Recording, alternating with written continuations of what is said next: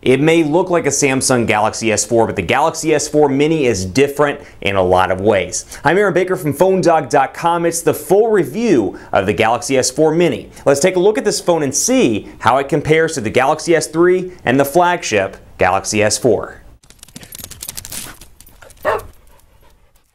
Maybe you like the design language of the Galaxy S4, but that 5-inch display is just a little bit too big for you. This could be an option to consider, even though it's not available, at least yet, in the United States on a carrier. This is the Samsung Galaxy S4 Mini. It joins the Galaxy S4 family, which now includes quite a few devices: the Galaxy S4, the Galaxy S4 Mini, the Galaxy S4 Zoom, the Galaxy S4 Active, and the Galaxy S4 Google Play Edition. So a lot of different choices to choose from here. This is kind of the small version, the little brother, if you will, but when I look at this device, I'm kind of troubled because when you look at the specs of this unit, it's spec'd below what you can get in something like a Galaxy S3, for example, which is available right now on all the carriers in the US as a lower cost device. So when you're looking at this, yes, it's a small device. It's smaller than the Galaxy S3. It fits in the hand perhaps a little bit better, but when you really analyze the pros and cons here, specs-wise, it makes more sense to really go with the Galaxy S3. But still, if you want that new and updated design, it could be something to consider. Before we get too far into this, I want to give special thanks to our partners at Best Buy Mobile because they give us devices kind of like the Galaxy S4 Mini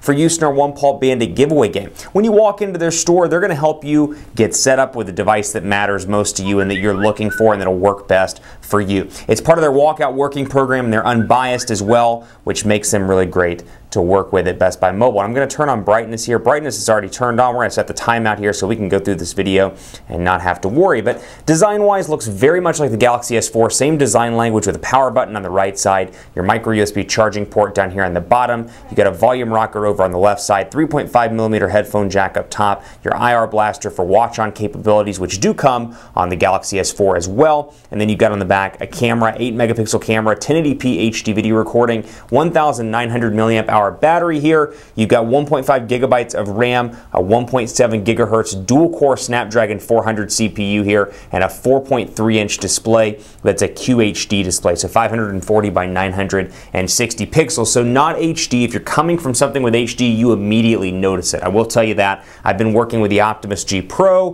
been working with the Galaxy S4 and the HTC One. There's a marked difference in the overall look and feel of the display. If that's something that bothers you, you're going to notice the pixels right out of the box with the Galaxy S4 Mini. Now, this is an unlocked device. You can pick it up right now if you want to through specialty retailers like Negri Electronics, for example, at negrielectronics.com, but it's an unlocked device. There are no carrier installed applications here. All you get are some of the Sprint applications, the Samsung applications, too many companies with S's, and then of course the Google applications as well. You get a customized version of Flipboard, which is optimized for Samsung, and then you get the Google stuff here, Google Plus Messenger, and then all the Samsung stuff, S Memo, S Planner, which is the international name for the calendar, S Translator, S Voice, Samsung App, Samsung Hub, Samsung Link, Video, which is a customized icon and application, and then Watch On as well, which we'll dive into in just a second. Now you may be looking at this and saying, what specs? We know that it's underscored I should say, by the Galaxy S4, but in terms of software, how does it differ? Well, it does differ in a couple of key ways here. For example, we'll take a look in the menu. It is running Android 4.2.2 Jelly Bean with TouchWiz, and overall the device is pretty fast despite only having a dual-core processor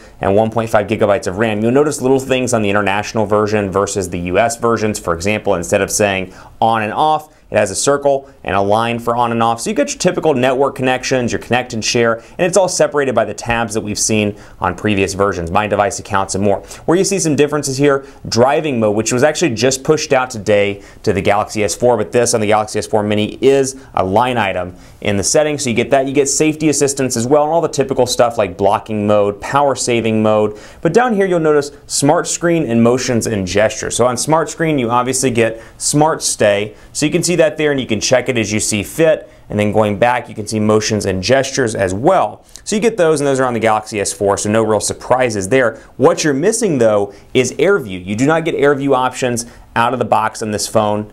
You can see it is gone from the settings. So that's a benefit of the Galaxy S4, the Galaxy S4 Active, and some of the other devices in Samsung's pretty crowded lineup of devices. You don't get that. You also don't get, and you're going to notice this pretty quickly right away. I'm going to see if you can figure it out just by looking at the video. You get all your NFC and S-Beam stuff, but what you don't get multitasking capabilities. Through the ability to press the back button and split the screen up, you don't get that, but what you do get is some of the goodies that come with the higher end devices like Watch On, as you can see right here, and I can program this to my TV. I can select my country or region. I can type in my zip code, 75254, and did not mean to do that. Clearly I've been working with the Optimus G Pro. Notice I just hit the back button there. Tried to hit the back button, hit the menu button. So I can put in all my stuff here, for example, UVerse, and I can move through and set this up to where it works as a remote for my TV or my cable box using this IR blaster up top. So all the goodies that come with the higher end Samsung devices you do get over here as well, at least in the form of most of the software stuff. Now, messaging, you'll notice some key differences here, and you'll remember this more from the Mega review than you will from the Galaxy S4 US versions, but you'll notice in messaging here, it's black again, the background is black, and then you get Samsung's keyboard. While in the international versions, Samsung's keyboard does allow for to do personalized data and automatic replacement. So I can have that turned on and come right in here and say something like the quick brown fox. Actually, I won't do it up there, I'll do it down here.